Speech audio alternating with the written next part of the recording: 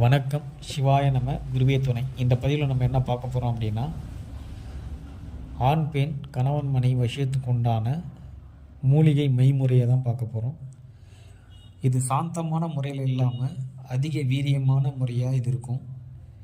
என்னதான் ஒரு ஆணோ ஒரு பெண்ணோ ஒருத்தர் வெறுப்பாக கோபமாக இருந்தாலும் அவங்க மனநிலையை சாந்தப்படுத்தி அவங்களுக்குள்ள காதலையும் அன்பையும் விதைச்சி நிலையான ஒரு அன்பை கொடுக்கக்கூடிய மைமுறை தான் இது. பொதுவாக ஒரு ஆணுக்கும் பெண்ணுக்கும் மனதை குறிக்கிற கிரகம், மனநிலையை குறிக்கக்கூடிய கிரகம் சந்திரன். அவங்க ரெண்டு பேருக்கும் காதலையும் அன்பையும் நிலையாக கொடுக்கக்கூடிய கிரக அமைப்பு அப்படின்னு பார்த்தீங்கன்னா சுக்கிரன். இந்த இரண்டு கிரகங்களுடைய அமைப்போடைய நம்ம ஒரு மூலிகையை எடுத்து பயன்பாட்டுக்கு மையாக கொண்டு செய்யும்போது அந்த மூலிகை மை அதீத சக்தியாக வேலை செய்யும். அது என்ன மூலிகை அப்படின்னு பார்த்தோம் அப்படின்னா தொட்டாசினிங்கி.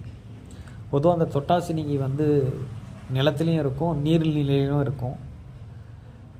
நமக்கு தேவையான அந்த மூலிகை அப்படின்னு பார்த்திங்கன்னா நீர்நிலைகளில் இருக்கக்கூடிய தொட்டாசினிங்கி தான். அந்த தண்ணிக்கு மேலேயே தக்க பாஞ்சி மிதக்கிட்டு இருக்கும்.